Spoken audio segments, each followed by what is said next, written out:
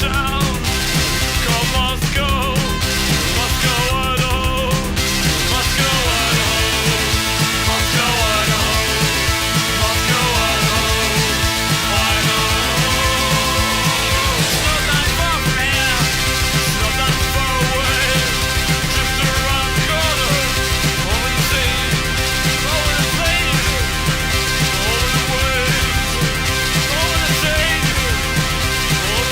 way.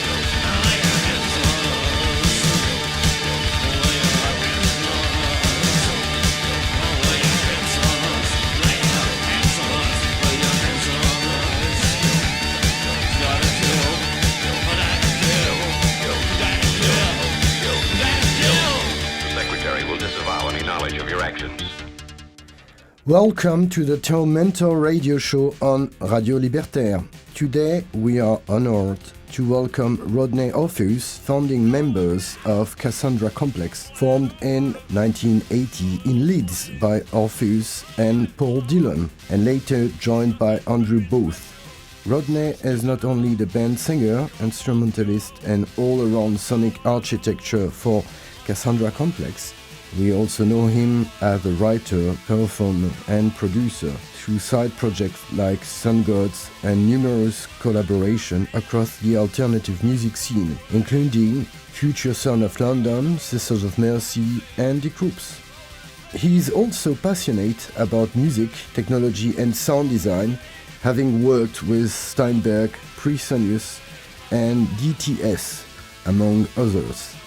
Beyond that, he is deeply interested in computing, occultism and magic, subject that has inspired him to write several books and numerous articles, as well as role-playing in video games. Hi Rodney, how are you? Hello, do you hear me? Yeah, we hear you clearly. Excellent, okay. All right, ready when you are, my friend. Sorry about it took me a few minutes. No problem, man. Before we jump into the interview with Rodney Orpheus, let's take a quick look back at the 4 tracks we had at the start of the show.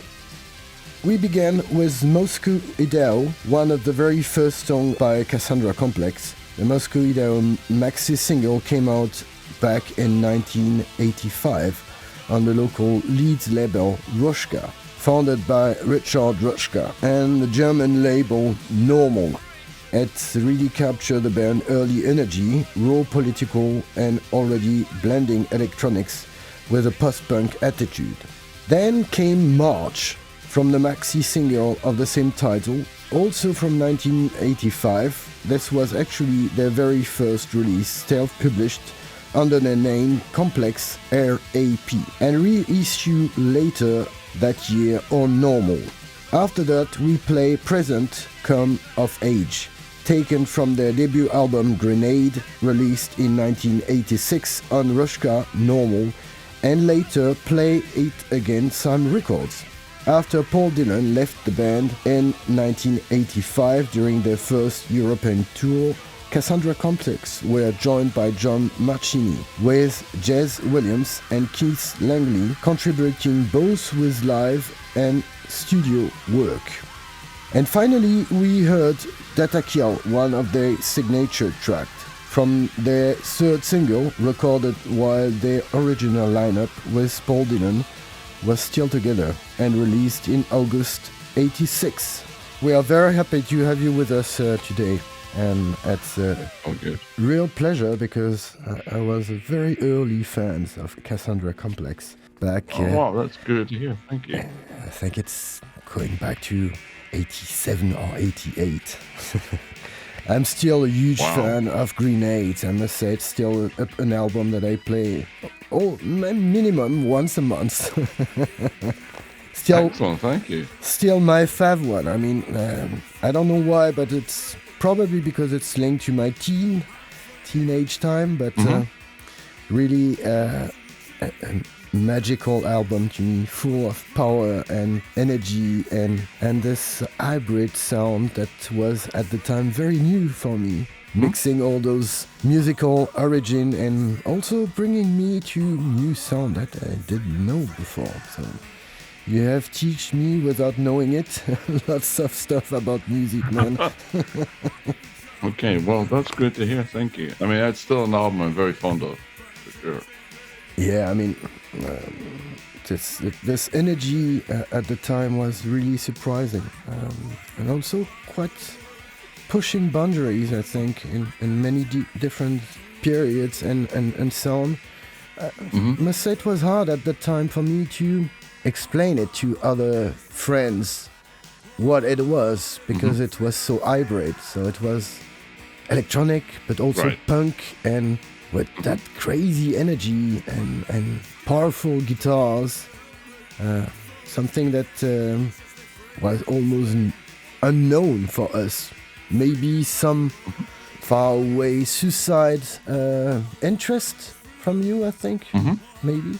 Sure. Yeah, definitely. But something more raw than suicide, I will say. Maybe a bit less minimal, that suicide sound. No, definitely less minimal than suicide. I mean, you can't get more minimal than suicide. But suicide were a huge influence on us. There's no question about that. I mean, we've never made any secret of the fact that suicide were an absolutely seminal influence, and there were a lot of other influences as well, but suicide was definitely a big one. And it was. I got to meet Alan Vega many years later and see them live, and met Alan and Marty both. But I was doing an interview once in Hanover, and Alan Vega was playing in Hanover the next day. I think we were doing a festival or something. And he was playing the next day, and I was being interviewed by a journalist, and he said, "Oh, you know that Alan Vega is in the next room. He's doing interviews with other journalists in the next room." And I'm like, are you serious? And he was like, yeah. I said, well, sorry, then this interview's over because I've got to go and see and talk to Alan Vega. So well, you can come with me. So I got up. It was a press conference. All the journalists got up, and I went next door. And Alan Vega was there, and the journalist had said to me, well, there's hardly anybody there. No one cares about Alan Vega. And I'm like, I care about Alan Vega. So I went next door to his press conference with all of the journalists from my press conference. And I just walked in. I walked up to the front of the room, and I said, hey, Mr. Vega, you know who I am, but and I'm sorry for interrupting, but my name is Rodney Orpheus. I'm from the Cassandra Complex, and I just wanted to take this opportunity to tell you that you're the greatest influence on my life. I think you're the greatest singer who's ever lived, and everything I've ever done is been influenced by you. And I'm here playing a concert, and I'm doing a press conference. I just want everyone, you and everybody else here, to know that you're the formative influence. You're the most important singer in rock and roll history, in my opinion. I just want to let you know, because I know that a lot of people don't really get Suicide and what you're doing, but I wanted to say that for me, at least, you're the most important band ever. And, stuff like that. And he just started crying, in front of all the journalists. He just burst into tears, and he said, oh, yeah, no one ever told me that before. We've always thought we were really important, but nobody understands. And I started crying. I'm like, I understand. You're so, this is and I was crying, and he was crying, and we were hugging, and it was a whole thing. I was like a 14-year-old kid.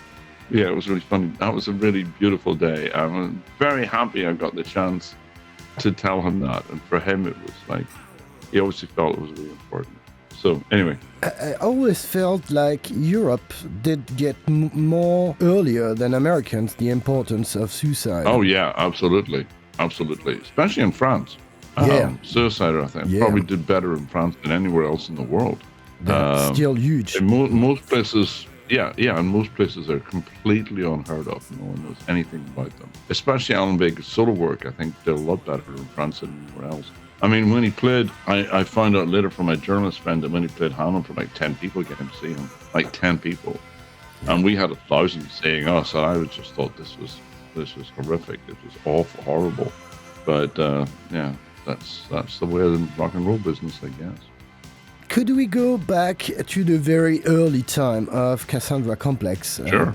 Can you tell us a bit how that all grows in your mind just before the start of the band? What was the idea? What did you want to... Okay, yeah, great question. I knew what the band was going to sound like before we ever played a single note.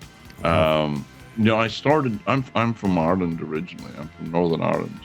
And I grew up during the punk times, but I was really interested in electronic music. And so as a teenager, I was listening to, I listened to a lot of music.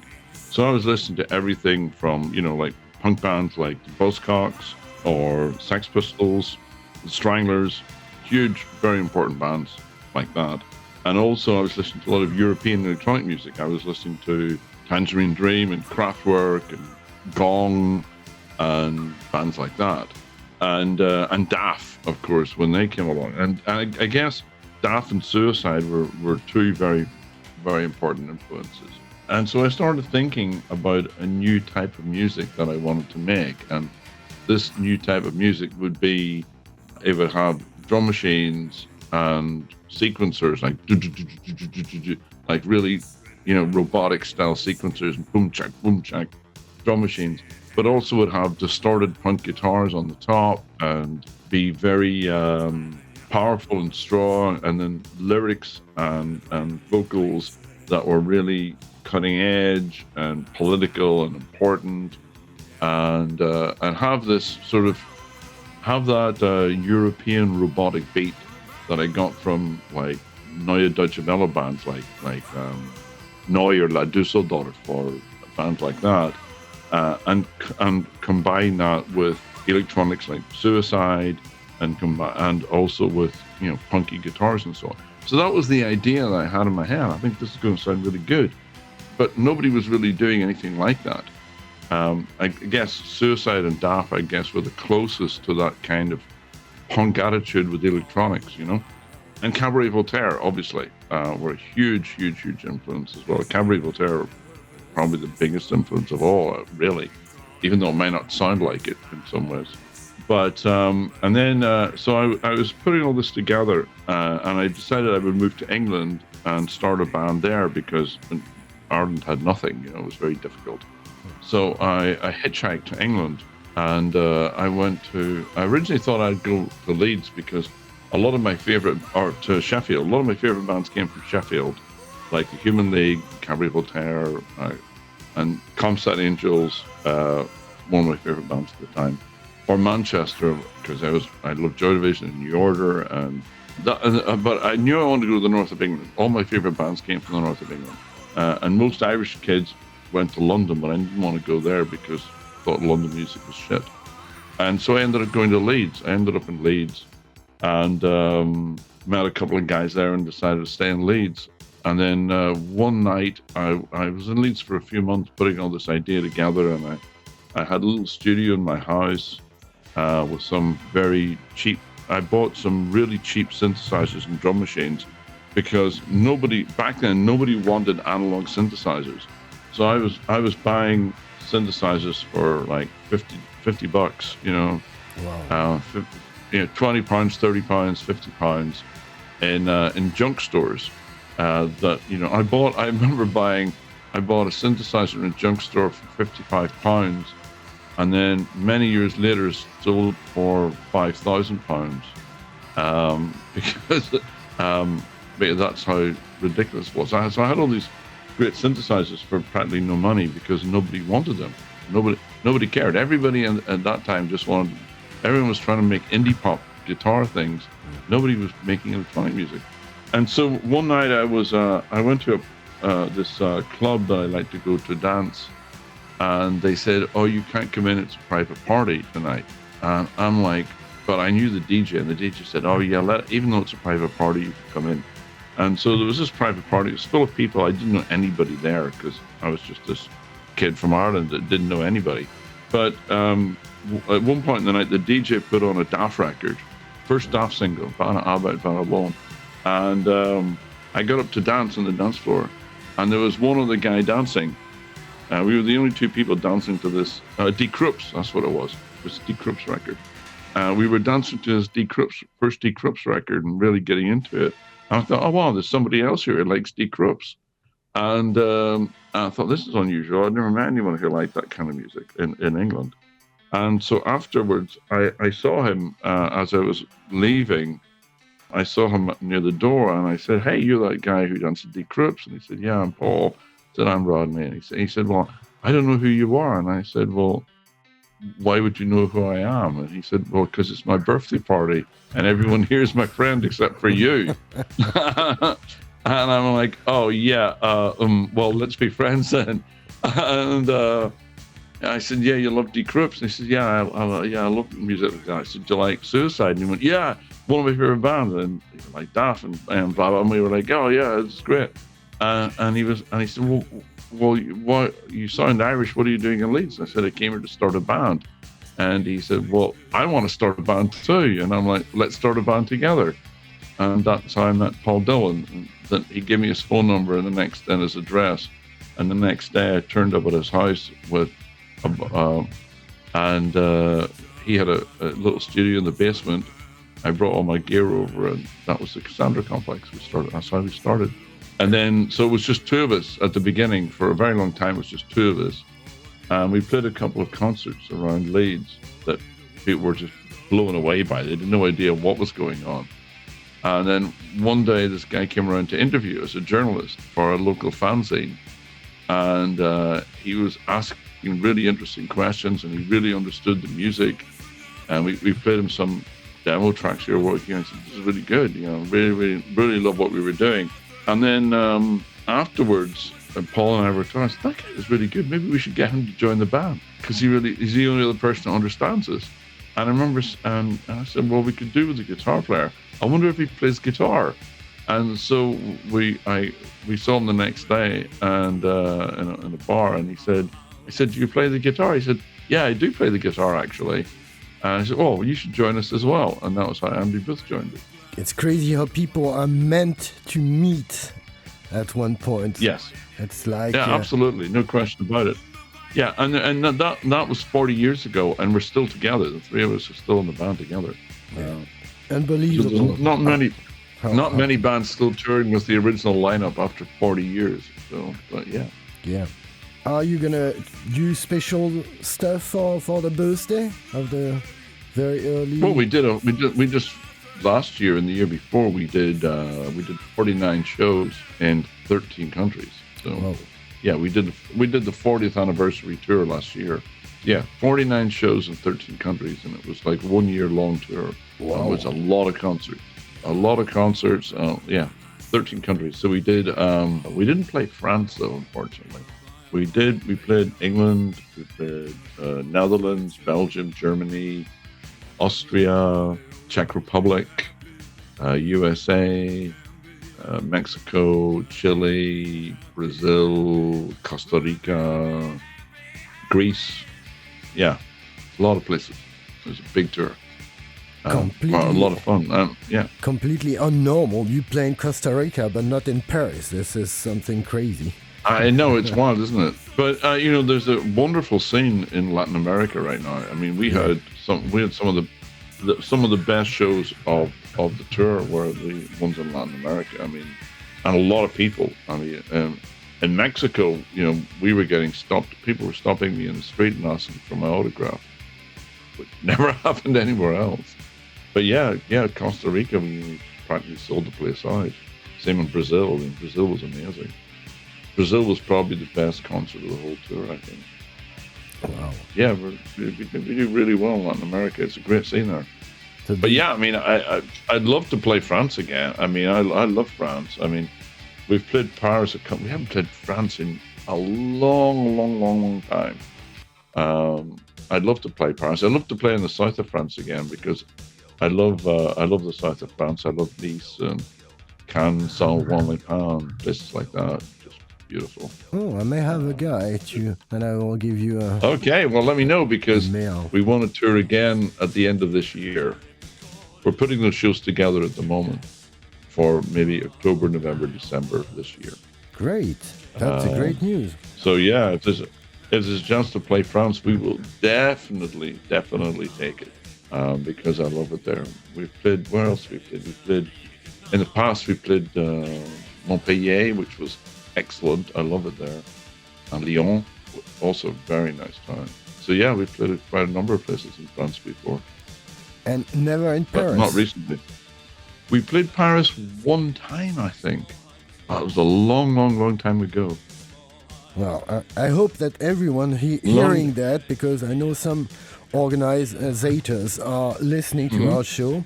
So if you're looking for a band, I think this is the one you need to play, to organize a show for you. I hope they will listen to that, and I will be one of the first one to buy the ticket, man. Wonderful. Well, thank you. Let's see what we can work out. I mean, I would very much like to do that. So if anyone's listening to this, get in touch with me. It's easy to find me. I'm all over the internet, Rodney Orpheus. We have an agent in Germany, and she organizes all our tours for us. And she does a really good job. But yeah, France would be great. So let's go back to the very early recordings. You released Moscow, Idaho, and March maxi. Well, 85. March was the first maxi. March was the first one. Moscow, Idaho was the second one. We recorded the first maxi was ourselves. We did all ourselves. We built our own studio in Paul's basement of Paul's house, and we recorded there with all the secondhand equipment we had. And Paul and I both had did work together in a job during the day in a mail order company just to make as much money as we could.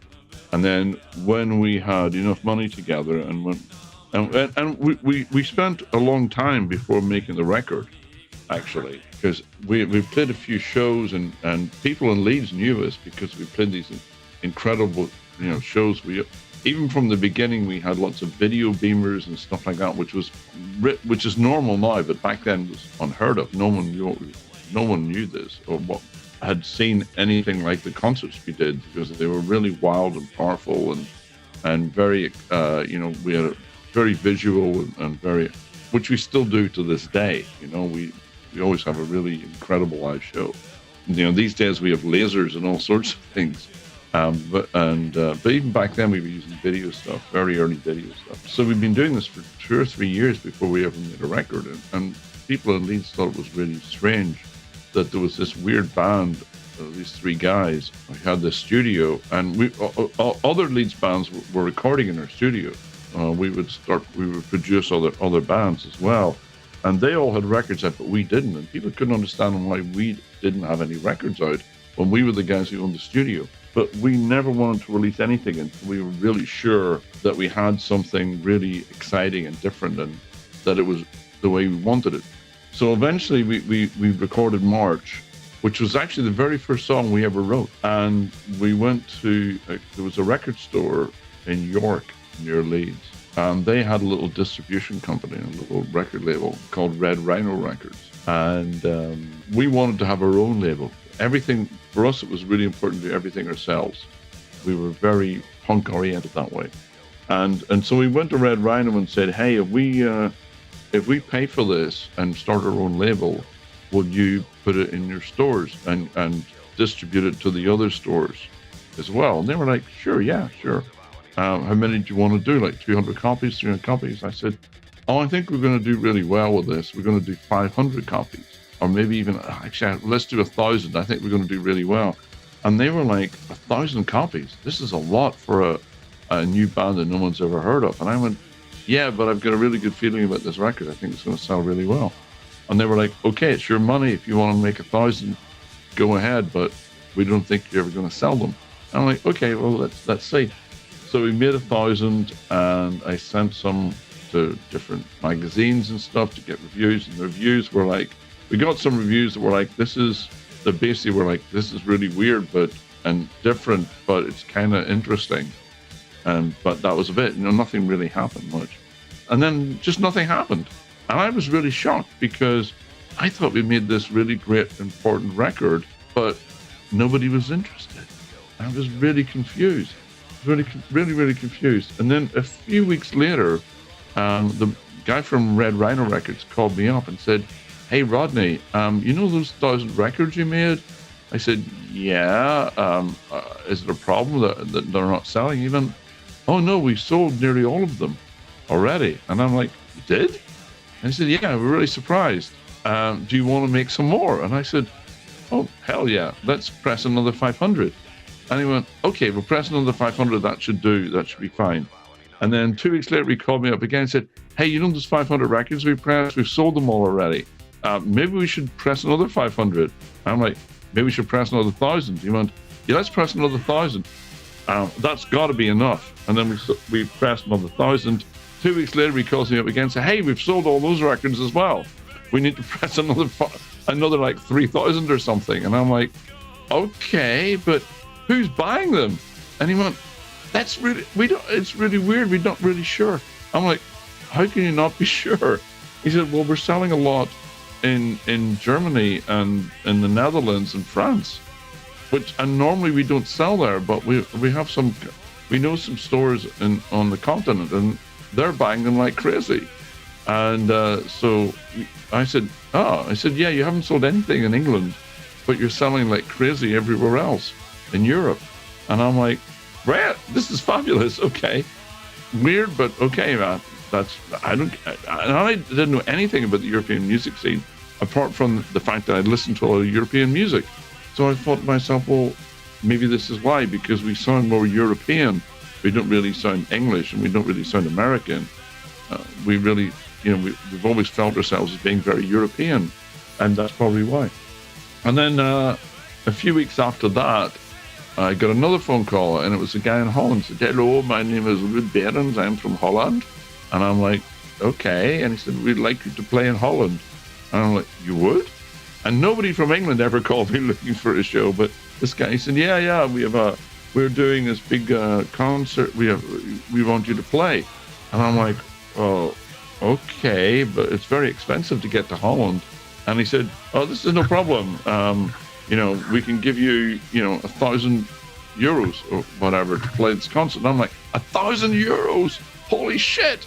Because we had never got more than £50 before, I'm like, this is a lot of money. He said, yeah, well, maybe we do some more concerts. I'm like, okay. And then next thing we know, we had 20 concerts in Holland and Belgium and Germany and France. And crazy. That was how it all started. Amazing. I said, yeah, your records are huge here. All the clubs are playing your records. Then we rushed out Moscow, Idaho, and that just took off. We sold 20,000 copies or something, It's crazy.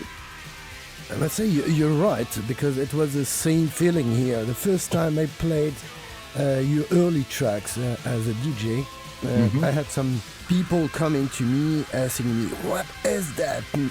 What you're playing? And nobody could believe it was a British band. People say, no, I don't believe you. It doesn't sound British at all. It sounds European. Right. So you're completely right. How does that went? Was your first signing with Ruska at that time? Because that same year, right? So signed with the thing, label. right? So the thing was that everything was suddenly started happening. We were three kids in a basement for years, making music, and no one cared really what we did. And then suddenly, boom, we put our first record. It does really well. Everyone's going crazy. We've got to arrange concerts and stuff. And we didn't have a manager, and we didn't want a manager either. We wanted to do it ourselves. But we met this Richard Ruska from Ruska Records, came to see us. And he originally had a fanzine. It was originally a fanzine called Ruska. There was a big fanzine about music in the north of England. And Richard came to see us, and he said, look, I'm starting a record company, and I really want you guys to be on my record company. And we were like, well, we don't really want a record company. We've done everything ourselves up to now. We don't need anyone else to do anything. We're doing it ourselves. He said, well, look, you've got to go on tour, and you've got lots of things happening. You can't do everything yourself because it's not enough time in the day. And I thought, that's actually true. So we figured, so we did a deal with Richard, and we said, look, you can put out the records, but we still want full control of what we do. You can put the records on your label. You do all the selling. You do everything to do with the marketing and selling the record and distributing it. You can handle all that because it's a pain in the ass. But everything to do with music itself, that belongs to us. We're still going to record it, produce it, everything, and decide what we put out. And so that was the deal we made with Ruska. And it was really good. And Richard worked really hard for us at the beginning and did really well. And he really helped us out because everything started to explode. We were on tour all the time. We ended up, at one point we were on the road I remember within the first 2 or 3 years, we were on the road for 150, 200 days a year. We did a lot of concerts and a lot of, and we were always away from home because it was always in Europe. And so we were traveling a lot and everything else. So it was really handy to have Richard just do that for us. And so that we did we did Moscow Idol with Ruska, we did Data Kill, and then we did the first album, Grenade, also on Ruska. It's time for our first musical break. We move into the late 80s, a period where Cassandra Complex started refining their sound, evolving from their raw beginning toward something denser and more expressive. We start with Clouds from their lead Lender's greatest hits, released in 1986 on Ruska Records. Then we play the Second Shot and Got John, two essential tracks from '88 album Theomania, released by Plate Against Some Records. That record marked a real turning point. By this time, both Andy Booth and John Marchini had moved on, and Rodney Orpheus took the creative leads, working with new musicians and studio collaborators. Finally, Forever closed this segment taken from the album Satan, Bugs Bunny and Me, released in '89 on Play It Again Some Records. It was recorded with a new lineup featuring Rodney Orpheus, Jürgen Jensen, also known for his work with Project Pitchfork, John Galvin, and Patrick Gordon, with a notable contribution from saxophonist Alan Wilkinson. A year later, they were joined by Hamburg guitarist Volker Zacharias from the German band Girls on the Glass. The album was recorded on a very small budget, but despite that, or maybe because of it, it made an impact and was even banned in the United States at the time.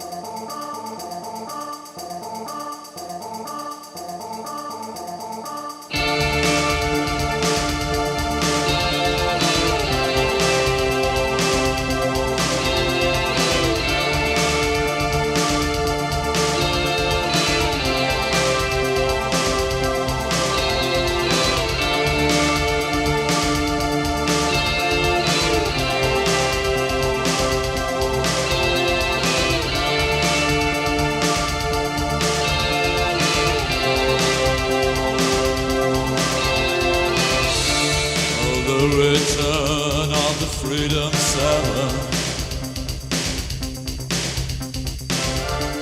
One shepherd following his God, the ends of the earth.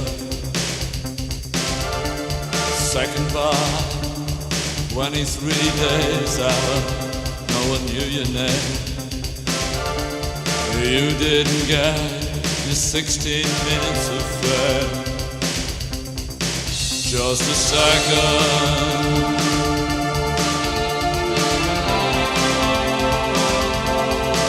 Second shot.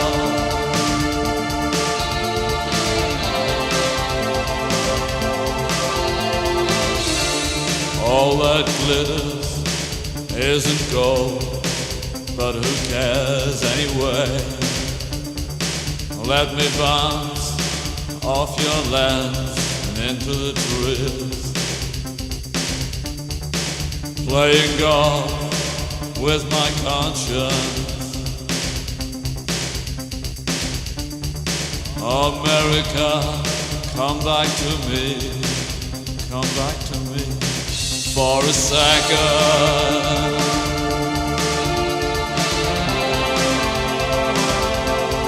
Second shot.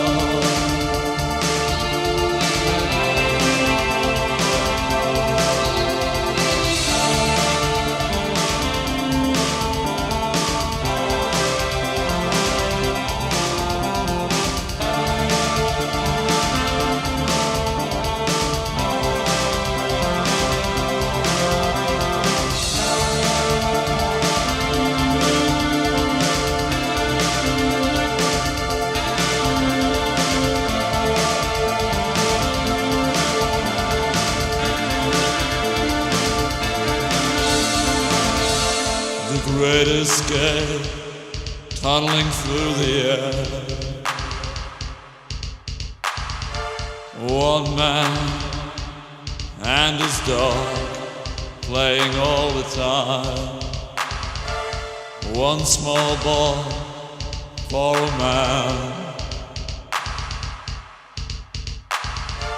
One giant game for mankind.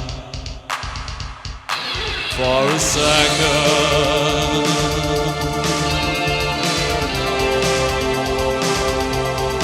Second shot.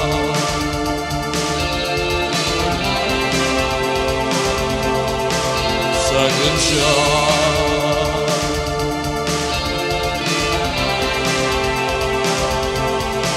Second shot.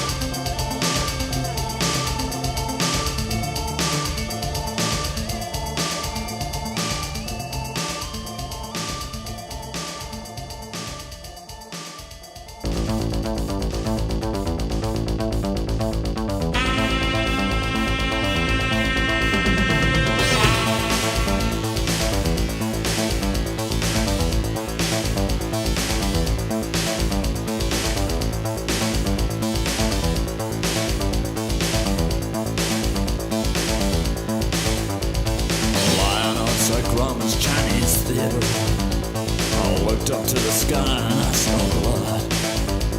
I looked up to the sky, I saw a woman reaching down to take part of my soul, reaching down to take me up inside her, reaching down to make me into God. Lie down on the floor, keep calm. Lie down on the floor, I'll be there. God, John.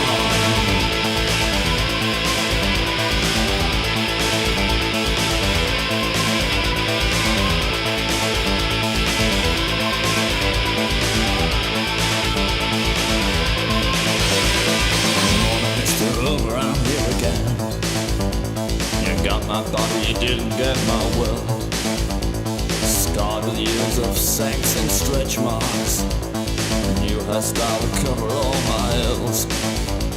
You keep my soul at home inside a bottle.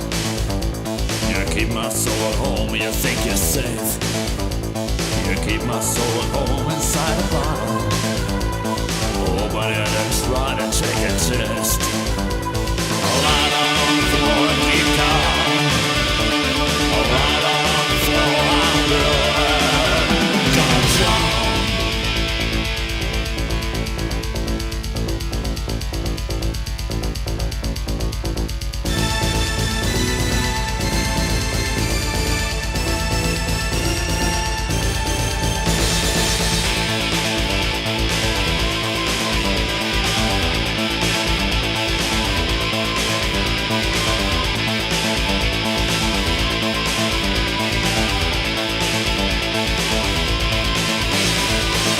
Enemy number one, the outlaw, a hero figure for the young,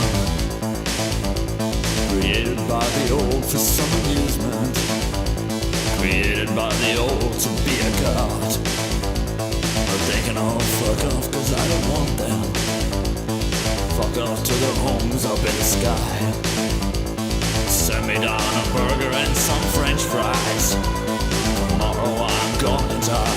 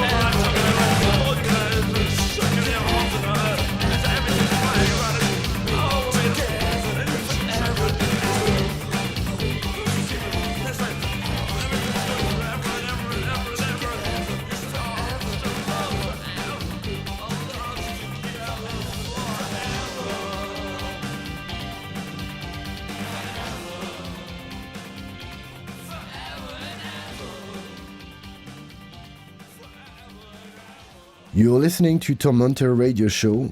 We continue our interview with Rodney Orpheus from Cassandra Complex. Who was in charge at that time of the visual from all maxis and albums cover? Because they are still very relevant today. Mm-hmm. Yeah, I agree. Paul and I did those between us. So Paul, Leeds, in Leeds, there's a big second-hand market in Leeds. But there's a big market in Leeds where they sell a lot of like fruit and vegetables and fish and things like that. But there's also like a market where they sell old clothes and books and all sorts of things. And we used to love going to that market because we didn't have much money, so we would buy a lot of stuff there, a lot of really weird stuff, old things. And one day we were there, and Paul found this big collection of magazines, really, really, really old magazines from like, I don't know, 30, 40 years before, about World War One and you know, history magazines to do with the war and stuff like World War One and stuff like that. And he took them home, and we just loved we loved the feel of them. We loved the fact that the pages were really old and thick paper, and the photographs were incredible, like really powerful, striking photographs, and the colors were all sort of worn out. And so we thought, let's do something like that. And so we got when we were originally making March, we went to the pressing plant where they would press everything, and we were talking. I wanted from the beginning. I wanted something that looked and felt completely different. So we were talking to the pressing plants, and like, we don't like. They said, oh, you can have this very glossy cover, or you can have like a normal flat cover, whatever. I said, can we have something that's got real texture to it, that's that feels different when you pick it up? And they said, well, I guess we, you know, and they showed me the cardboard. I said, yeah, this is right. This is the texture I want. I want this texture. And they said, oh, that's upside down. You're looking at the inside of the record. You know, they showed me the flat cardboard. And they said, that's the side that goes inside the record. The other side is the side that goes outside the record. I'm like, oh, can we just turn it over in the machine and have it the other way around? Have the smooth side inside and have the other side, the inside of it on the outside? And they were like, I guess we could. No one's ever done it before, but we could do that way. And I'm like, that's the way we want it. We want the inside to be the outside. So we want this rough cardboard feel, really old. And also we took the photographs from these old magazines, and we designed the whole thing so that when you saw the record in the rack, it would really jump out at you. It was so different and so strong, a very, very minimal cover. And we never had our pictures on them either. We never wanted our picture on the front cover. We've never done a record with our own pictures on the front. And so we wanted this like very minimal but very powerful imagery. It was really simple but really grabbed the attention. And that's how we did it. So all the early records, I mean, it's different if you're just listening to it now on streaming, or if you have the CD, they're just feels like normal. But those original records, if anyone's got one of the original ones, they they don't just look different, they feel completely different. Exactly. So that's how we did it. And I think it's your fault that I bought one of probably my first CD. I had some vinyls already, right. But I bought CD before to have a CD player. Right. Yes. It's funny that, because we were also the very first independent, because we've always been technically very ahead of the curve, and we were the very first independent band to release a record that was digitally mastered. The very first digital mastering system was Moscow, Idaho. That was the very first independent record that was digitally mastered. And we had to rent this weird, it was actually done on a Sony Betamax video recorder, because with a special adapter. Sony built this incredibly expensive system that allowed you to record digitally onto a Betamax video cartridge. And we rented one of those, and it cost a lot of money. But we wanted to have the really, the full sort of digital clarity that most records didn't have. And people were, again, when we went to make that record, technically, when I went to the place where they cut the record itself, they were like, we've never heard anything like this before. It sounds, even the people in the cutting plant, the record plant, were like, we've never heard a sound like this. It sounds completely different than anything we've ever heard before. And that's because we were using technology that most people had never heard of. There were some big major label records made using the same system. but no one had ever done an indie record like. So we were the very first band to do that digitally, to record digitally, which is pretty cool. Okay. And so we were always doing this, like we were always very technical and technological in everything we did, and very hands-on and very careful about what we were presenting to the people. We wanted people to know that when you got a Cassandra Complex record, you were getting something that was a handcrafted work of art, that was the best it could possibly be. That was our approach. I must say it's exactly what the fans were thinking of it, which was my first impression. I must say the first time I heard it was in a shop here in Paris, and right away it was completely different. And you were using a technology 3 years before most of people were using it, because I think it was 88 when it started to be more digital, more probably more affordable also. Correct, yeah. We did the first digital record in 86. The first indie digital independent record. Yeah, but it got to about 88 when, you're right. It was about 88 when it started to become slightly more affordable for people.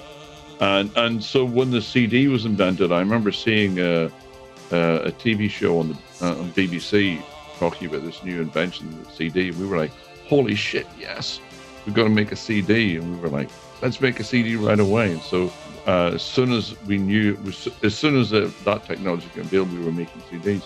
Because, and it's really funny because these days you get a lot of people here, music snobs. Oh, it sounds so much better on vinyl. Back then in the mid 80s, it did not sound better on vinyl. It sounded fucking terrible on vinyl. Because the problem in the 80s, especially the mid 80s, was that the vinyl pressing plants, everyone was trying to save money because vinyl was expensive to make and expensive to transport. So lots of people were trying to save money. So what they did was that most pressing plants, when they pressed the record, they wouldn't, because vinyl was very expensive at the time, they wouldn't get new vinyl and press it. What they would do is they would get loads of old records from the major labels that no one bought, and they would melt them down and make new vinyl from the old melted records. But when they melted them, they wouldn't take the paper label off. They would just melt it down with the paper label as well. So you would end up with the vinyl wouldn't just be vinyl, it would be vinyl with 3% or 4% paper inside. And they were doing that all the way through the 80s. But that meant by the mid 80s, most of the vinyl had been recycled 5 or 6 times. And when they made a new record, it was made up of 5 old records with the labels inside. So the quality was awful. And they were really thin, incredibly thin vinyl. They started making it thinner and thinner. So a lot of the records released then just sounded awful to us, sounded absolutely horrible. And we would buy records and listen to them and it would just be like, they'd be so crackly because the vinyl quality was atrocious. So we always insisted on getting virgin vinyl for our stuff as well. We tried our best to always press with the best quality vinyl and the best quality, because the quality was so terrible. So when the CD came along, we were like, holy shit, this is fantastic, because finally people can hear it digitally the way we made it in the first place. And so, these days when I hear people go on about how much better vinyl is, I laugh my ass off, because it definitely wasn't that way in the 80s. It absolutely was not better quality in the 80s. Atrocious. Modern vinyl is a lot better made now. So modern vinyl records sound a lot better than they did then. But in the mid 80s, most vinyl was horrible. So, anyway, it fits moving on perfectly to your project, because your raw side comes out more clearer on CD. So CD is really made for Cassandra Complex. I don't really... Absolutely, yeah. We embraced digital technology very early on, and we still do. I mean, even now these people are going, analog. I mean, I've got 2 analog synths sitting right in front of me right now, but I've also got a couple of digital synths sitting in front of me right now as well. So we've always, in the same way that the music's always had this idea of having a very pristine technological background, with a very human, improvisational, emotional thing on top of that. It's the same musically when we're actually making the music. We combine a lot of very analog synthesized technology with a lot of very digital synthesizer technology as well to get that sort of unique sound that we have. Best of both. The best of both sides. Yeah, the best of both. Yeah. And I mean, I've still got, like, literally sitting in front of me, I've got my hand on it right now. I have a new model of the very first synthesizers we ever had when we made March. I've got a synthesizer sitting literally on my desk in front of me that has the same settings on it now that I had when we were doing March 40 years ago. And what is that, if I can ask? A Wasp? Or... It's well, yeah, the Wasp was the very first synth I ever bought. Wow, you're doing your research. And the very first synthesizer I bought was an EDP Wasp, which was a very cheap plastic, because synthesizers back then were unbelievably expensive. Yeah. You know, I remember seeing an advert for the original Mini Moog, and the advertisement for the Mini Moog had a guy standing there with a big pickup truck in front of him and a Mini Moog, and it said that, you know, something like, the new Mini Moog, even cheaper than a truck. And that was, you know, like, crazy. You can buy a truck or you can buy a Mini Moog, you know, and that's how much it costs. It's the same price as buying a truck. And they thought that was a big deal. That was fantastic. You know, it was only as expensive as a truck. But this English company made a thing called the Electronic Dream Plant made a synthesizer called the Wasp, which was very cheap and made of plastic. And I bought one secondhand in Sheffield in 1980. Wow. Yeah. Yeah, it was the same. I bought it the same day that the Human League's Holiday 80 EP came out. And that was my very first synthesizer. I had a little sequencer called Spider. The sequencer was called the Spider. And March was written on that Wasp synthesizer in Spider. Originally, I wrote it on that. And then I managed to pick up a very, very cheap Korg MS-20, which is a wonderful synthesizer. And I have one of those right in front of me right now. Because, and the reason why is because we're actually re-recording all those early records right now. I haven't told you, but you're the first person to find this out. But we're in the studio at the moment re-recording all those early records. Oh, thank you, so man. Thank you, man. Yeah, I'm so happy to learn that. I'm gonna buy those. Yeah, yeah, and so I've been putting together all the original equipment we used on them. So I have the original. So my studio now looks almost exactly like it did 40 years ago, and I've got, like I say, I have the same synthesizer sequencer and the same settings set up as I had originally, and it's been really. So it's really good to do this interview and talk about this early stuff, because this is very fresh in my mind right now, because this is literally what we're recording at the moment. We decided we were going to do new versions of all the old records, hopefully a little bit even better, because now we have all the equipment, we have all the recording equipment we need. We're not just three kids in a basement anymore. So hopefully but I think we've still got the same, even though we're a lot older, I hope we've still got the same attitude, the same power. I mean, when you see us live now, I mean, we did the tour last year, and people were just blown away. They couldn't believe that we were still, like, really powerful and really aggressive, even up to now. I mean, sometimes we're not. Sometimes we're nice as well. Sometimes we write really sweet romantic songs too. But yeah, so the live shows, and the last tour we played, I think the shortest show we did was an hour and a half long, and we did some shows that were 2 hours long. So we played between 1.5 and 2 hours on the last tour every night. And the plan for the next tour is we want to play at least 2 hours a night, because we have so many songs. Yeah. You know, every time we play, we do nearly a 2-hour set, and people are still coming up afterwards saying, "You didn't play my favorite song," because there are so many favorite songs. So we're going to try and next tour we want to do at least 2 hours every night, and we change it each night as well, because we have some people who come and see multiple shows when we play, which is really amazing to see that. And so every night we play a different set. We change it around. During the sound checks, Paul and I will sit there and go, "How about playing this? How we haven't played that? We do this one," and so it's a little bit different every night. That's also good for us, because it keeps an edge to what we do. It's not just the same thing every night. It never is. Any idea on which label that should come out?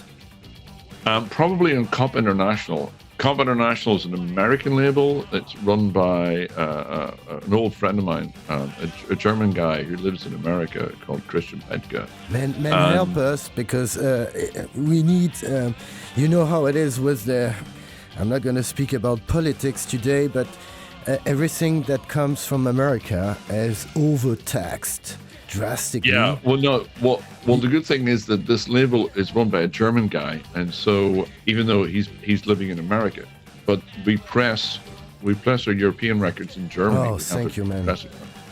Yeah, so the CDs, and hopefully, and we're hoping, after having seen vinyl, we're hoping that we will do vinyl this time around. For the first time in many years, we're actually going to produce some vinyl. And that's because now we can get really good vinyl. Yeah. And it will sound, and so we can get a great sound going. So we will be pressing that in Germany, probably in Germany anyway. The plan is to press those in Germany, so you'll be able to get them in France without needing any import prices or anything. Yeah. Just be normal price for a record. That's perfect. I would that's how we very did. Frustrated. So we did Death and Sex through Cop International. So the last two records were done by Cop International, and we will probably stay with Christian. For the same reason that we were in Ruska in the early days. We have a really good deal. We can stop whenever we want. We're in charge of everything musical, and Christian just handles all the business side of things for us because we're so busy with other stuff. So that's the plan. So it'll probably be Cop International, and hopefully it should be finished hopefully soon, the next one. The plan is to do 2 new albums this year, and one of those will be re-recorded versions of our old songs. And then there'll be another one as well, but I'm not going to talk about that one today. Probably not. But the plan, we have 2 records that are at least halfway done. Each one is at least halfway finished. So we'll definitely, and then we want to tour at the end of the year. Oh, great. So, and was the record released already? Or before? Are you going to tour with the new album released already? Or? Yeah. Well, the plan will be to release at least one album before the end of the year. Yeah. Great. So there will be an album later this year. There will be a tour later this year. Hopefully, if everything goes the way it's planned, yes. So that's the current plan. Yes, there will definitely be a new album this year. There will definitely be a tour this year. Great. That's what we're working on right this minute. So you also worked on many other projects. Mm-hmm. Yeah. You had a very interesting album that I discovered when I was studying in Germany. I think it was released in 93, something like that, if my memory is well. This Sun God project. Sun God, yeah, I love that record. That's still I think it's one of my favorite records I've ever done. I love that record very much. Yeah, the Sun God record was because from 86 to 93, we were on tour 24. My life was 24/7. The Cassandra Complex. All we did was we made records, recorded, wrote songs, went on tour, and so on, which was wonderful. Don't get me wrong; it was really great, and we did a lot of touring. But after doing nothing but, and I've been writing for the Cassandra Complex for years before that. So basically, I had 10 years of just making music with the Cassandra Complex by that point. And we played the songs over and over and over and over again. And I was starting to get, I don't want to say bored because they were great songs, but I realized that it was becoming too easy and too normal in a way. And I never liked doing things the easy way. I always like to be challenging myself, and the Cassandra Complex just wasn't challenging enough for them. So I thought, let's make a record that's completely different than everything to do with the Cassandra Complex. Let's do something. I thought I need to do something completely different and get out of. If I want to keep the Cassandra Complex fresh, I have to do something that's different, so that when I go back to the Cassandra Complex, I'll see it differently. You know what I mean? Yeah, exactly. And so I thought, well, what's the Cassandra Complex? It's drum machines, it's distorted guitars, it's very melodic synthesizers. Okay, then, and it's really just me singing. So, okay, let's do the complete opposite. No guitars, no normal drum machines, and let's get someone else to sing as well. And so I got together with a guy called Marcus Gilch, who's a drummer in Hamburg, and we started. And I was very interested in voodoo at the time. We'd toured in America, and I had met in New York and in New York and New Orleans. I got involved with. I met some people who were into voodoo and Santeria religions, and I attended their services. I was friends with Genesis Peorage and his wife as well, and Genesis and Jay, his wife, were very interested in voodoo and Santeria as well. So Jen and Lady Jay and I would attend this temple in New York, and Santeria temple, and the music was amazing. It was all drums and percussion and chanting over the top. And I loved this. It was so different and so exciting. And I felt very close that I could relate to this spiritual music, because I'm a very spiritual person. And this was really, really important for me. And so Jen and I talked about doing a record, Genesis Peorage and I, which never actually happened, which was a real pity. We talked for many years about doing a record together. We never did, which I really regret. But then I met this guy in Hamburg called Marcus Gilches, who was a drummer, and I said, I'm really interested in these voodoo rhythms. And I played him some music that I had, a friend of mine had recorded, his father had recorded some workers in Cuba and in America, black workers, singing and doing voodoo rituals and Santeria stuff. And he gave me the recordings, these very early recordings from the 1950s, 1960s. And wow. They were really fascinating. He was a professor of religion in Florida, and his father had recorded all this stuff. And he gave me those recordings, and I was playing them to Marcus and to a friend of mine called Patricia Nigiani. Patricia was the singer of Project Pitchfork at the time. And they loved the sound of this as well. So I said, let's make a record that's inspired by this.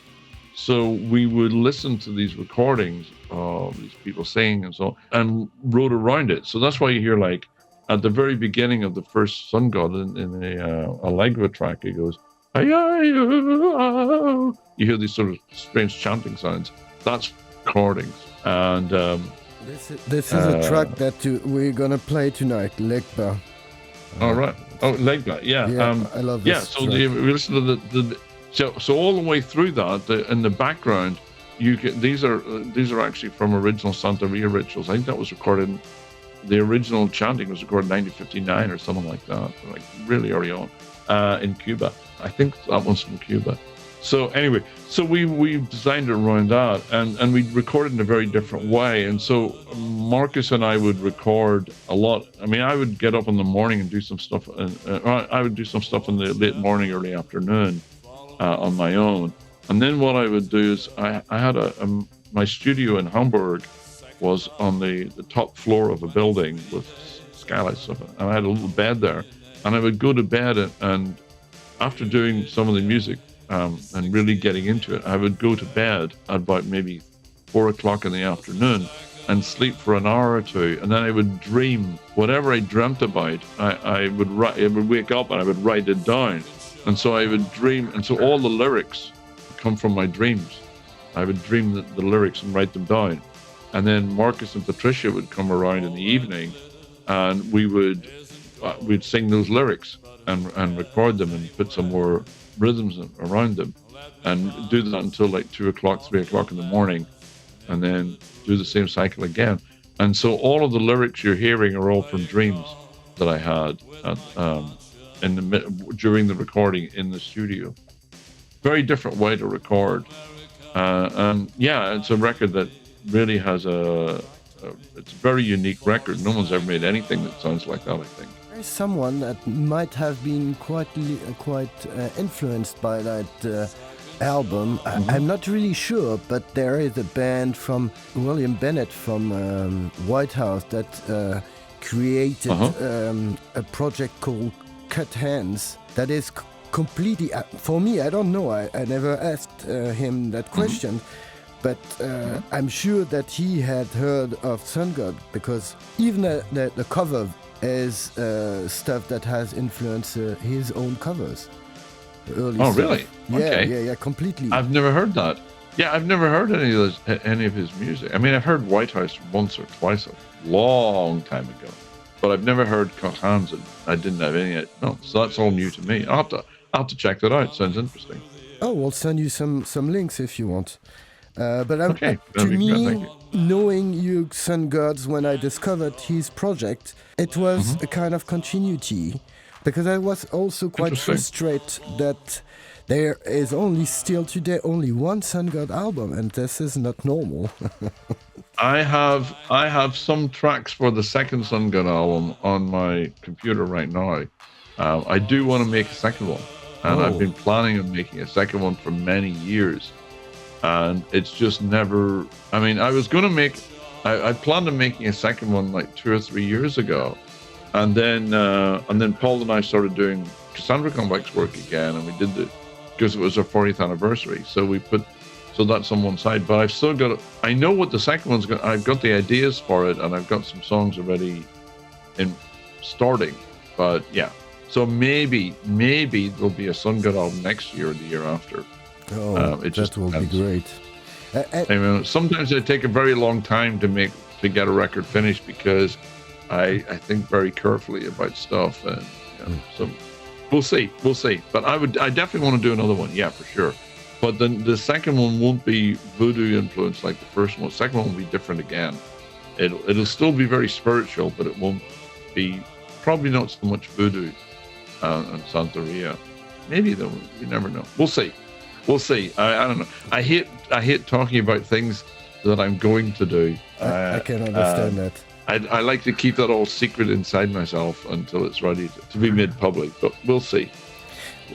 Let's get back to the music and head into the 90s, a time where Cassandra Complex pushed their sound into new territories. Well, beginning with Let's Go to Europe from Cyberpunk's released in 1990 on PS, played against Sun Records. Then came Tell Me from The War Against Sleep, released in 1991. Around this time, Rodney Orpheus relocated to Hamburg, Germany, where he set up his recording studio, a move that opened the door to many new collaboration and friendship within the European industrial scenes. Next is a very industrial Come Out, taken from the album Sex and Death, published in 1993, a powerful track that blends electronics, rock, energy and attitude. The next piece is Something Special, a remix of Fatherland by the Krupps, reworked by Andrew Eldritch from the Sisters of Mercy together with Rodney Orpheus. Rodney and Andrew have been close friends since the early Leeds days. This remix is featured on the album The Final Remixed, released in 1994. And finally, Legba by Sun God. Rodney Orpheus' side project with Patricia Nigani, ex-Project Pitchfork and Aurora singer, and Marcus Gilchrist from Pinkton Blue and Girls on the Glass drummer. This album, the only one by Sun God, is based on voodoo themes and was released in 1995 on Original Artist Group and in America on Phil's Column Records, label of Chain Lab. A remastered version was published in 2020 on Cassandra Complex Bandcamp page. 300 years ago, we threw you out. We didn't want you then, and we don't want you now. You didn't take our culture, you took slaves instead. You pulled the Constitution and left it on red. Let's go to Europe. Let's go to Europe.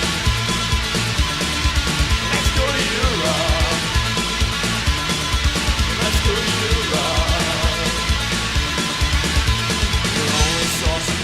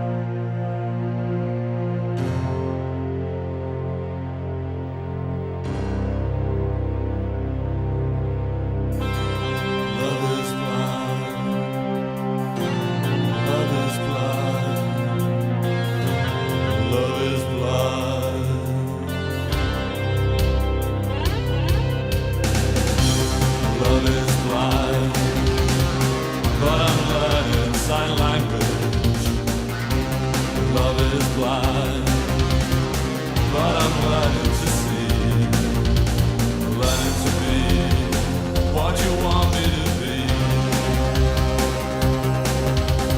learning to be all that you need. I was brought up to believe in love.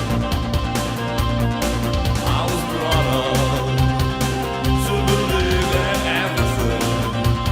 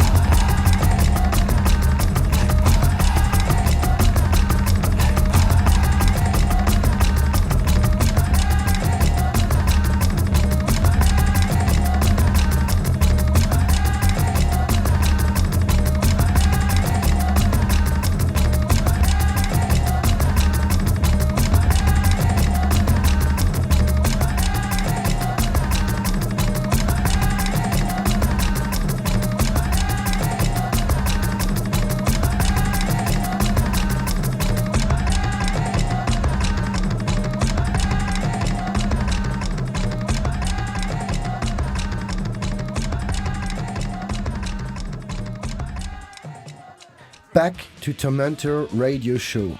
This is the last part of our phone interview with Rodney Orpheus from Cassandra Complex. So there are lots of other projects. You worked on the most famous one from everyone. I mean, I think no one does not know that track is this collaboration project you did with Andrew Eldritch for the Krupps right. reinterpretation of Fatherland. Right, yes. How did that happen? Andrew and I were really good friends right from the very beginning. You know, when I first moved to Leeds, I didn't know anybody. Like I said, I didn't know anyone at all. And I talked to this guy. I was sharing a house with some other guys. And one of the guys in the house said, I said, I want to start a band, but I don't know anybody. He said, oh, you should go, that easy, just go to the Faversham pub. And I said, really? He said, yeah. Oh, I said, how do I know who's the musicians? He said, everybody in there is a musician. And so I went to this pub called the Faversham. And sure enough, it was full of like alternative people, punks and hippies and weirdos. And it was great, but I still didn't know anybody. And I didn't know how to meet anyone. So I'm sorry, it's a long story, but anyway. And so I was sitting there on my own and like in a little sort of booth area on my own. And I'm looking around going, I don't know anyone here. How do I get to meet somebody? And this guy sat down beside me, also on his own. And he was dressed all in black and he was sitting there and like with a drink.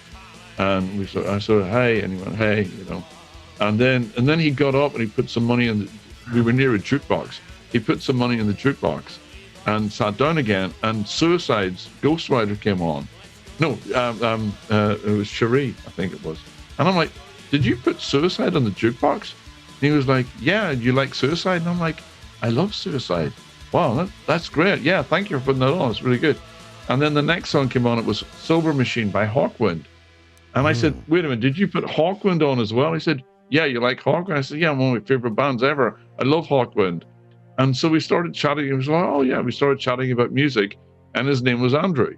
And so I got to know this guy. And he was the first friend I had in Leeds. I didn't know who the fuck he was. He told me he had this, he said, like, we talked about music. And he said he had this band. It was called the Sisters of Mercy. And I'm like, oh, great, okay. And he said, yeah, we're just putting our first single out now. Oh, right, fab. And that's how I got to know Andrew. And then we became really good friends. We used to go to the pub every night and we would drive people crazy because we'd tell them how we were going to invent this new kind of music. It had drum machines and guitars and rock guitars. And people thought we were out of our minds and thought we were crazy. And then one day he said to me, hey, my band's playing a concert next week. You should come. And I was like really worried about this because, one of my problems is I'm very honest and I hate seeing bands of my friends because normally they're terrible. And afterwards they always go, what do you think of the band? And I'm like, because what do you say? Do you say your band sucks, or do you lie and say, hey, your band is great and then lie to your friends? And I'm like, this is going to be really awkward because they're probably going to suck. And, okay, anyway. But he said, yeah, we're supporting the Psychedelic Furs. And I loved the Psychedelic Furs. I mean, both Andrew and I were huge Psychedelic Furs. The first two Psychedelic Furs albums are amazing. And I'm, oh, well, okay. He said, I'll put you on the guest list. And I'm like, okay, I said, I'll just be great. I'll get to see the Psychedelic Furs for free. So I turned up. On the guest list was me. It was a guy called Kevin Lysett from the Mekons, who was also a good friend of ours. Andrew's girlfriend, Claire Slingsby. And the three of us were sitting in this like special area. I remember the three of us sitting in this special area. And the Sisters of Mercy came on. There was like three guys with no Andrew, three guys, and it was like down, down, down, down, down, down, down, these big guitars, this boom, boom, boom, boom, boom, and this bass. I'm like, I remember thinking, that sounds pretty good actually. Wow, this big reverb guitar and this deep bass. And I'm like, that sounds okay. And I never heard them up until nobody had ever heard them at this point, And then Andrew walks on the stage and he's got the dark glasses on, and he's all in black, and he's smoking a cigarette, and he presses the button on the little rolling PR606 drum machine. He goes, or DR55, this really simple, like very, very basic drum machine. And he goes up to the mountain, goes like that, and I was like, and it was like a revelation. It was like, holy shit, this is one of the best bands ever. You know, from the first moment, as soon as they started up, it was like, what the fuck? This is incredible. You know, and I remember looking around at Kevin and Claire, and we were all looking at each other going, what the fuck are we looking at? And it was just like, this is one of the greatest bands ever. And we had no idea, you know, this guy that we all knew as a friend was like a rock star, you know, and it became a huge Sisters of Mercy fan from that moment on. Anyway, that's beside the side. And then later on, Andrew and I lost touch because he started touring with the Sisters and I started touring with the Cassandra Complex. So we didn't see each other for many years. And then years later, I moved to Hamburg and I heard that he moved to Hamburg. And I was sitting in a bar one night and this guy sat down on the bar beside me. And I looked around and it was Andrew. And he was like, hey. And I'm like, hey, how you doing? And that's how we got to see each other again. And then he said, you know, let's hang out tomorrow. And we met the next day. And we were walking around the graveyard in Hamburg. He said, hey, I need somebody to help me with the Sisters of Mercy. Do you want to come do some stuff with the Sisters? I'm like, sure. Absolutely.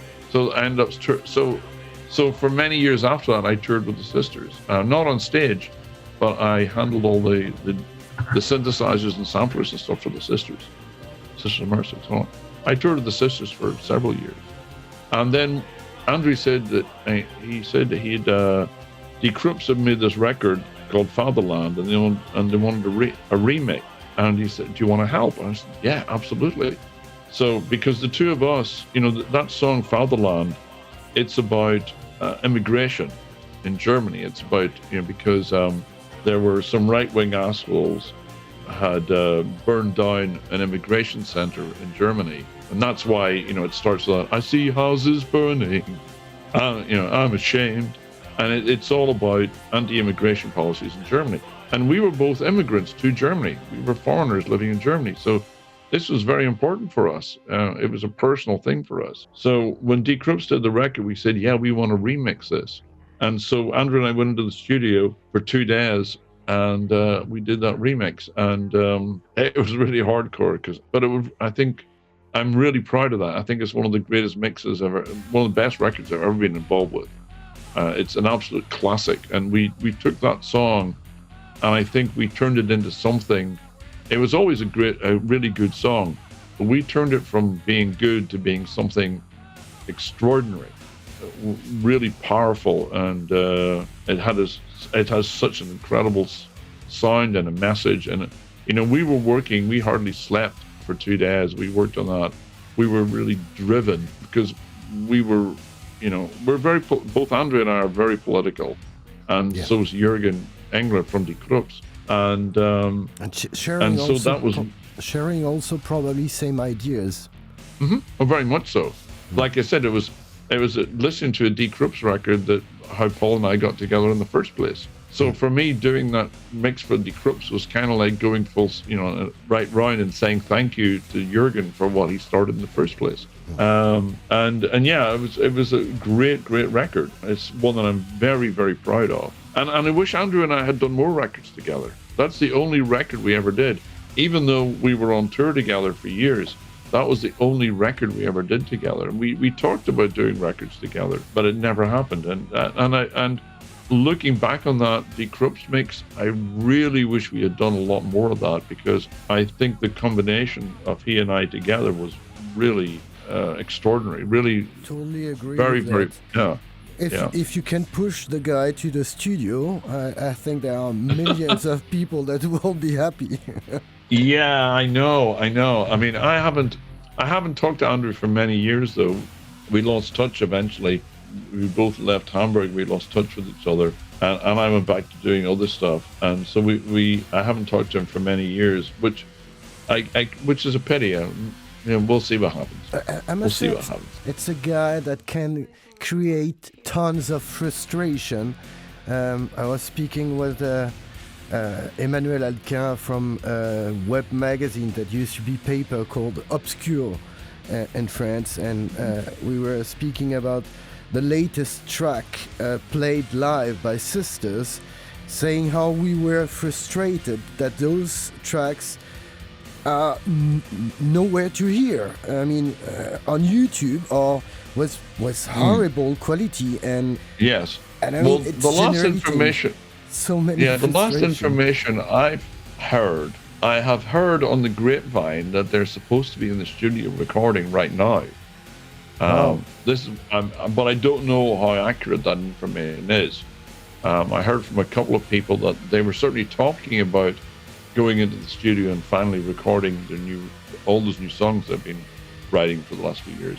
But I don't know how true that is. I have no direct contact with Andrew at the moment, so I really don't know. It would be great. I would really love to for them. I mean, I mean, obviously, I'm a fan. I'm a huge Sisters of Mercy fan. I'd love to see what they can come up with. So let's hope so. Yeah, and I'm gonna send an idea, but both on the same bill will be also cool. Yeah, I mean, the Sisters. I mean, it's funny because even though I've been with both bands for a long time, we've never played together. You know, I mean, I remember doing a festival and said the Cassandra Complex and the Mission and Red Lorry, Yellow Lorry all in the same bill, and that was really interesting because we all started in Leeds at the same time. You know, Wayne Hussey, Wayne used to live in the same street as me. Wayne lived about 4 doors down in the same street. And Red Lorry, Yellow Lorry, they lived in the next street, just beside us. And the Three Johns, they lived next door to our studio.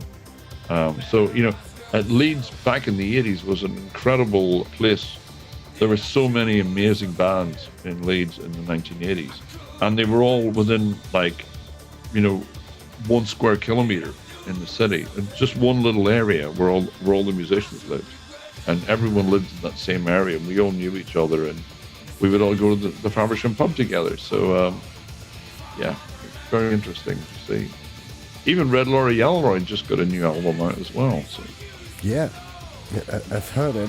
It's very interesting. I think it's a good time to come with something right now, and I think there are quite a lot of people now, especially in the young generation, that are discovering or rediscovering your work. So I think it's right. It's perfect right now. Yeah, absolutely. I mean, even though when we did the last tour, we had quite a lot of younger people. You know, people coming to the shows who weren't even born when we made the first record, and there's some people coming to the concerts whose parents were fans of ours. I met a couple of people, you know, I met several people actually who'd been listening to our records since they were 3 years old and knew every lyric of every song off by heart. And they'd never seen us before. And so for them, it was really amazing to talk to them. It was really amazing when I would look in the front row and see all these younger people.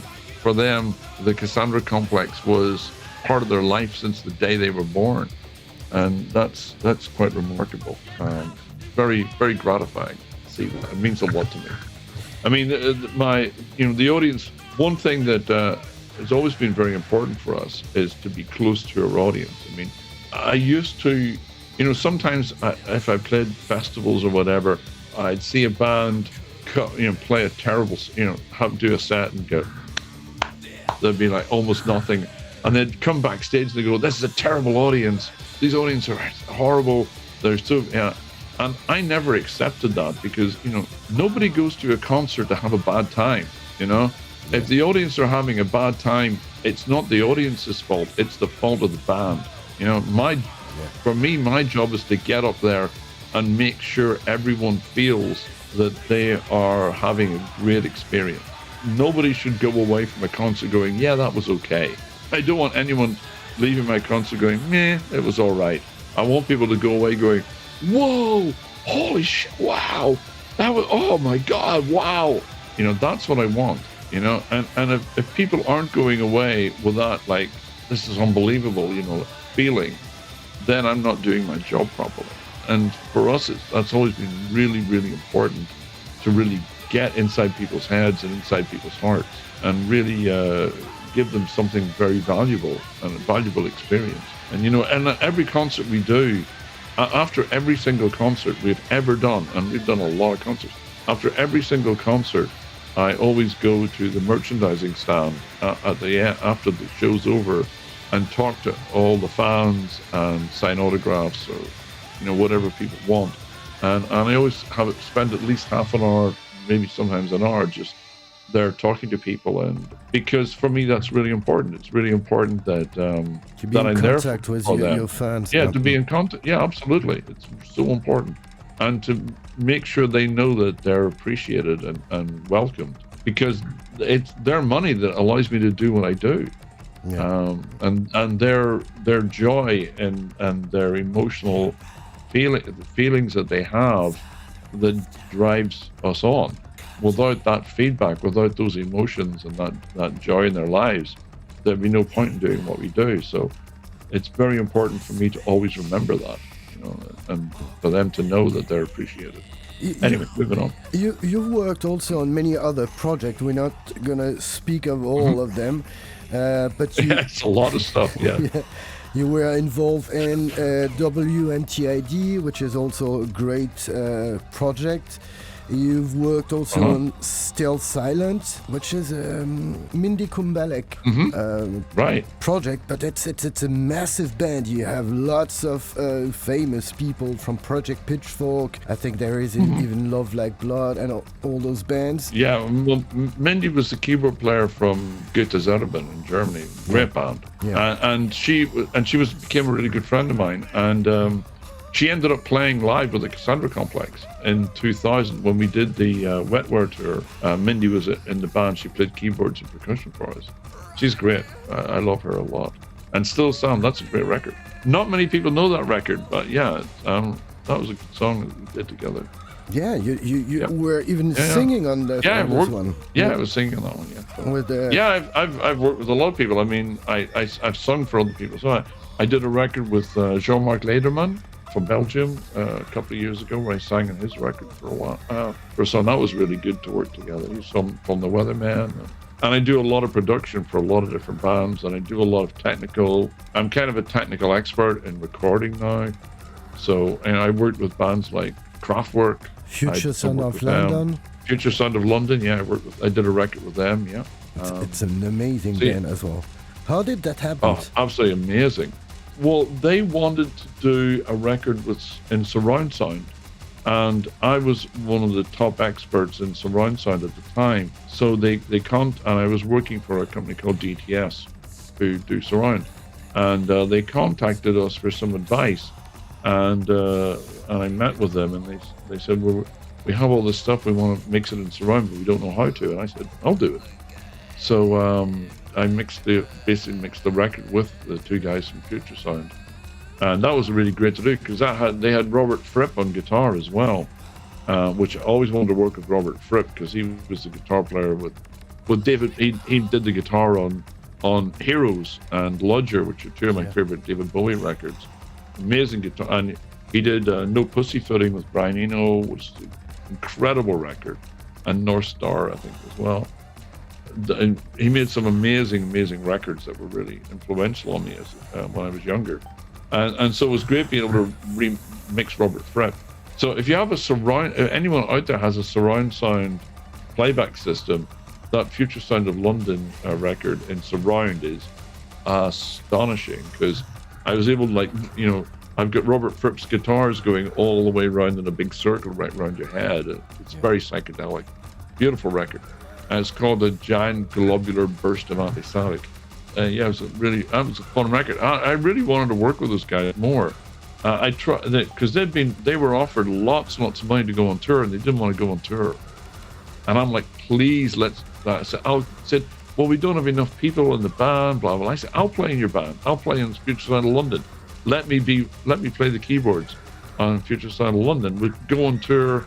I'll mix it. Or I'll mix it, we'll do it in surround, we'll do it.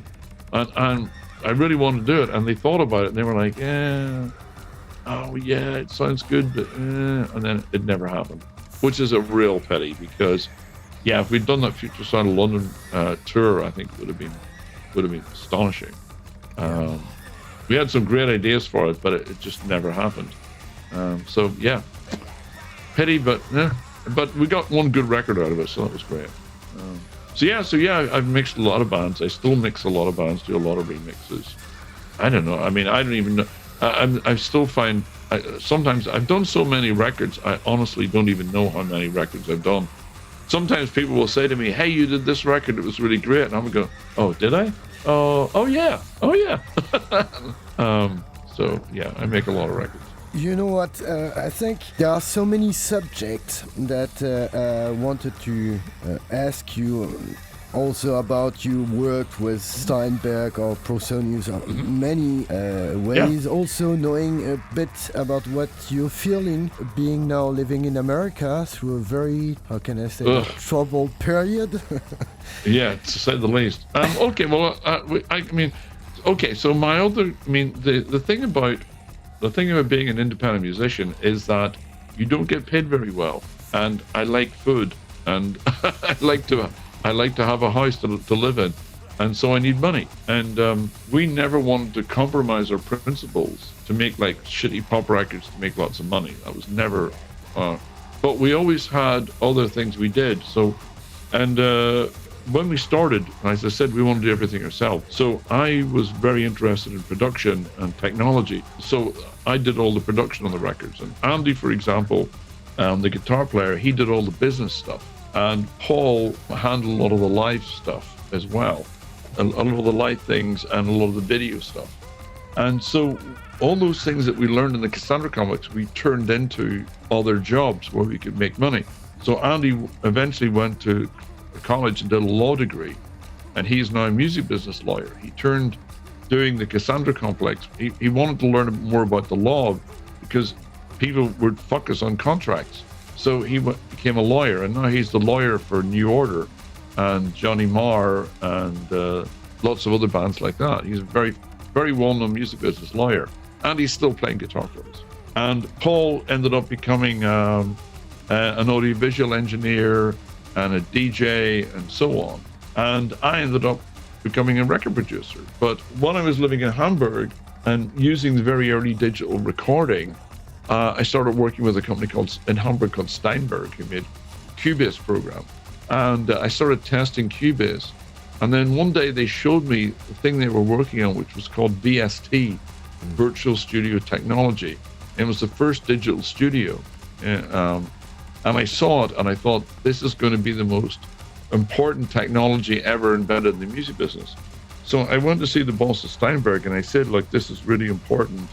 This is going to change all music as we know it. And I want to be part of it. And he said, okay. And I said, look, you're going to need someone who can explain this and teach people how to use it. I'll be that guy. And so I started working with Steinberg. And so for many, many years, I was their technology evangelist. I traveled all over the world and taught people how to use digital recording. And I taught developers how to make VST plugins and so on. And this became the standard for all music now. All music is made, pretty much every record you hear is VST plugins. You also did lots of stuff like writing books. I mean, I don't even know how... Yeah, I've written 3 books, yeah. When do you sleep, man? Well, but yeah, I mean, yeah, I do a lot of things, yeah. I mean, yeah, well, why not? I mean, you only get one life. Totally agree with you. Do as much as you can. Totally agree with you. You know what? But I think I'm very lazy. You know, I think I'm really lazy. And people are always like, oh my God, how do you do all this stuff? I'm like, I don't know. I'm just, I feel like I'm just lazing around, pressing a couple of buttons here and there. But you know what? I think we're gonna do a second volume of that interview because there are way too much stuff that I wanted to speak with. Sure, you. Whatever you want to do, man. Yeah. I think what will be the best things is to let you work on those re-released albums, and then I will come back to you to make the second part, because I think that sounds like a great plan. I need to hear the new version of all your track, and I'm waiting for that like teenage fans. I mean, it's crazy. Well, the thing was we had to for the last tour, we did a lot of old songs on the last tour, and so we had to redo the backing tracks and play them again live. And so we were listening. So doing them live was like, this sounds great. We should make a record out of this. So that's how we're doing it. Okay, no problem then. Let's do that, my friend. Let's reconvene in a few months from now, and maybe just before the next tour or something. Exactly. And exactly. Yeah. I will come back to you to and get some info on the tours and stuff, and also I will try to link you with some people for shows in France, because this is one of my big frustration. I mean, it's not normal that you're not touring here, so I'm gonna send some mails and give you also some contacts. Yeah, that would be great. Let's do that for sure. Let's try and work something out, because we really want to play France this time. And it would be great to get to meet you guys. So, yeah. With pleasure. All right. Anyway, thank you so much, Rodney, for that interview. We were delighted. And after playing all your music so much in my youth, I mean, I had to do that interview. And I'm happy to learn so many good news about the future of Cassandra Complex. So it's gonna give me lots of energy for the next months, going through this thank you. crazy period we are going through lately. But next time we'll speak a bit more about that as well. Okay, my friend. Thank you so much. Thank you. Right. Have a nice day. Thank you. Bye. And you too. Cheers, man. Bye. Cheers. Well, we concluded this interview and the show by exploring the Cassandra Complex in the 2000s and up to today. We'll start with Working Out, a song taken from the album Sick Word by Still Silent, a project by Mini Kombelek, who was also collaborating with the German band Goethes Erben at that time. The album was released in 1996 and produced by Jürgen Jensen, with Rodney Orpheus contributing on vocals on 2 tracks, including this one. The next come Valis, a song inspired by a Philip K. Dick novel, taken from the album Wet War, released in 2000 on Metropolis and in Europe on Synthetic Symphony. Next up is The Crown Lies Heavily on the King, from The Plague, released in 2022 on Cop International.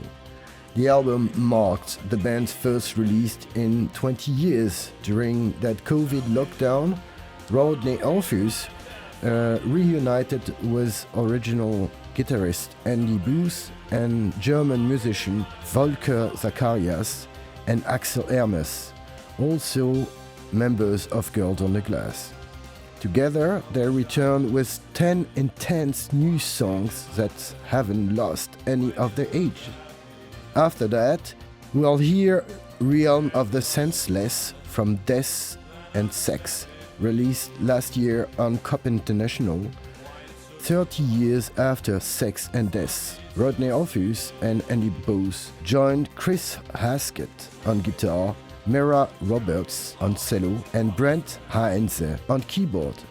Re-record the original classical song from the scratch to create this release as the first part of their 40th anniversary celebration, followed by a world tour. And finally, we'll close with a fierce political statement, Nazi Goth, Fuck Off, a cover of the Finnish artist Susie Sabotage, best known here for her band Masquerade, released last year on Cassandra Complex Bandcamp page.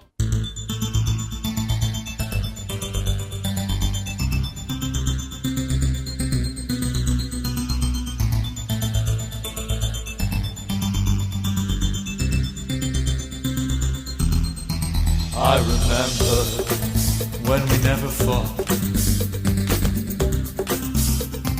We said what we thought. Things have changed a lot. Now you criticize, tell me lies.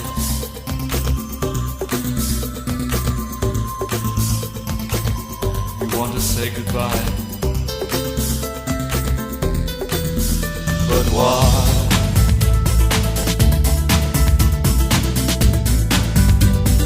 We can work it out.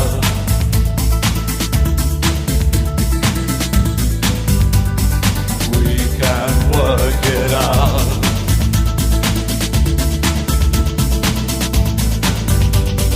We can work it out.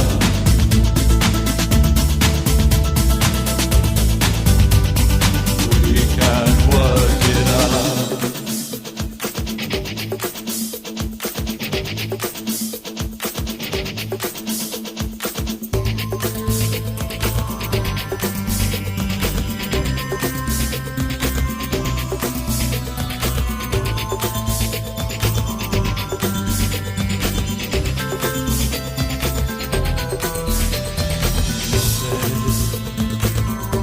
There's no hope.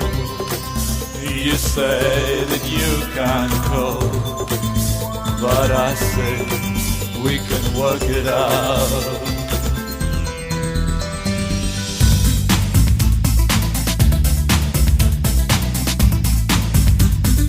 We can work it out.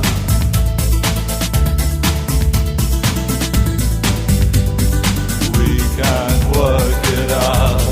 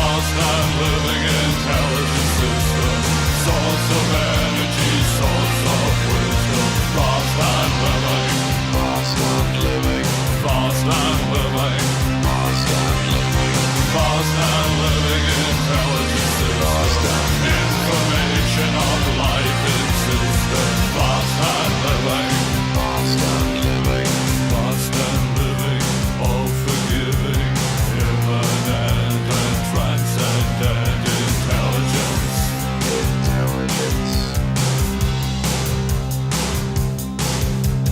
Fast and living intelligence, filling my brain, my every sense with ecstasy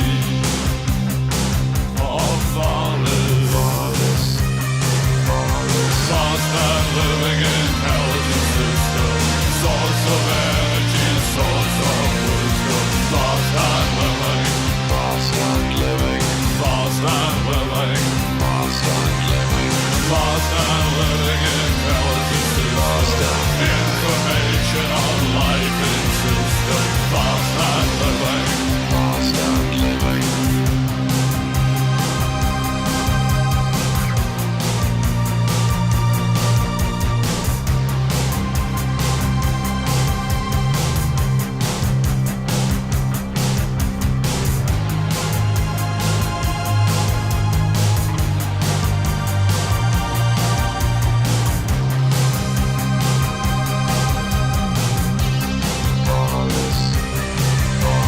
Fast and living intelligence system, source of energy, source of wisdom. Fast and living, fast and living, fast and living, fast and living, fast and living intelligence system, information on life in system. Fast and living, fast and living, fast and living intelligence system, source of energy, source of wisdom. Fast and living, fast and living, fast and living, fast and living, fast and living intelligence system, information on life in system. Fast and living, fast and living, fast and living intelligence system, source of energy, source of wisdom. Fast and living, fast and living, fast and living,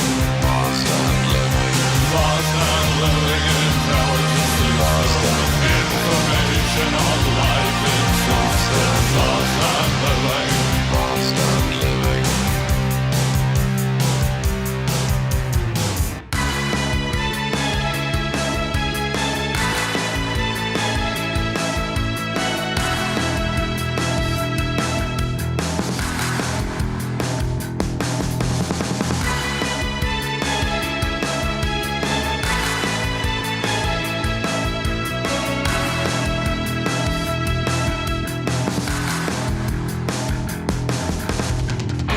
You went to school on daddy's money, paid by slaves, you thought it was funny.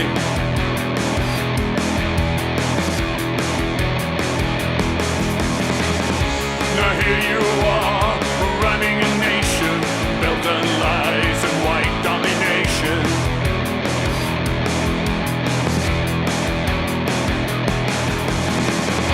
Your empty smile, your tiny wages, children dying in boats and cages.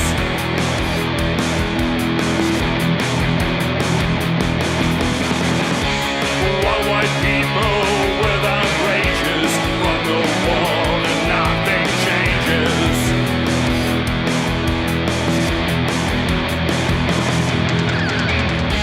But we'll make sure that someday you will know the crown lies heavy on the king.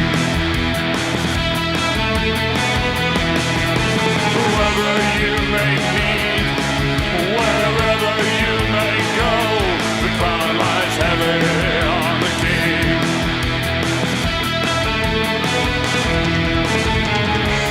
Violence solves nothing, that's what you cried. But we'll pull down monuments to your pride.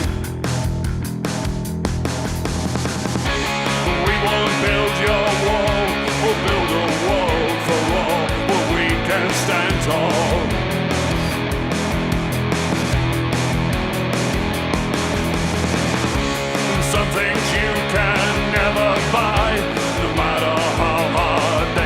try.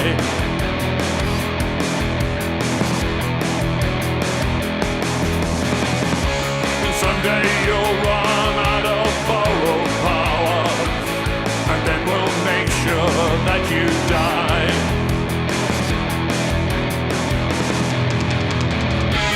We'll make sure that someday you will know the crown lies heavy on the king. Whoever you may meet, wherever you may go, the crown lies heavy on the king.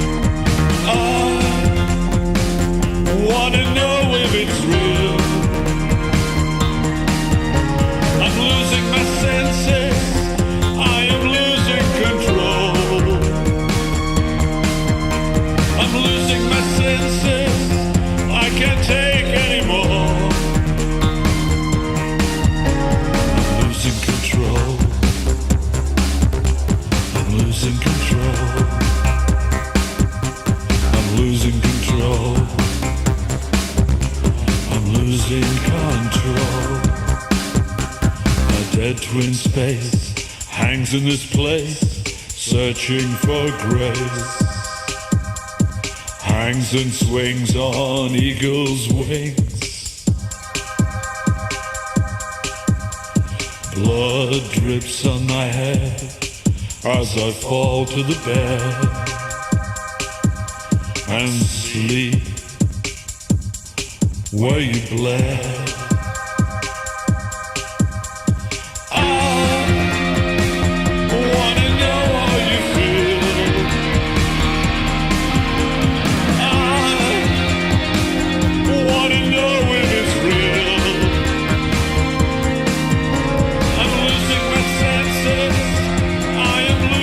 Control.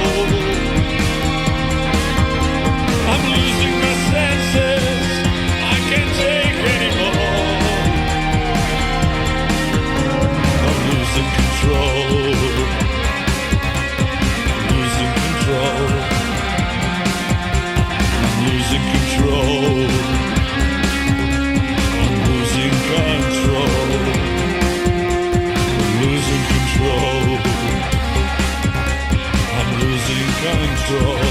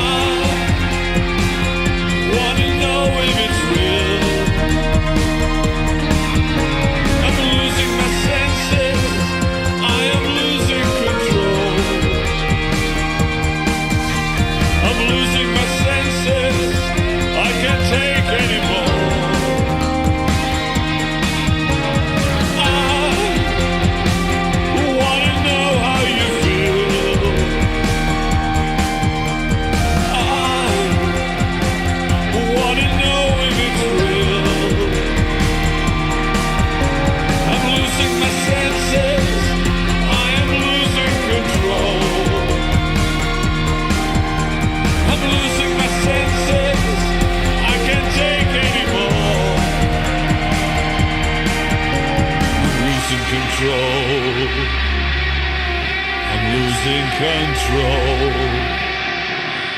losing control. I'm losing control.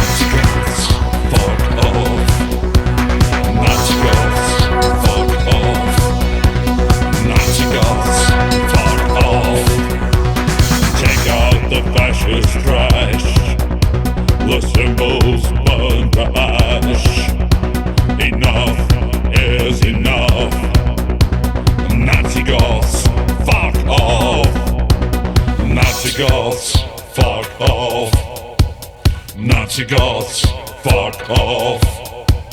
Nazi goths, fuck off. Nazi goths, fuck off.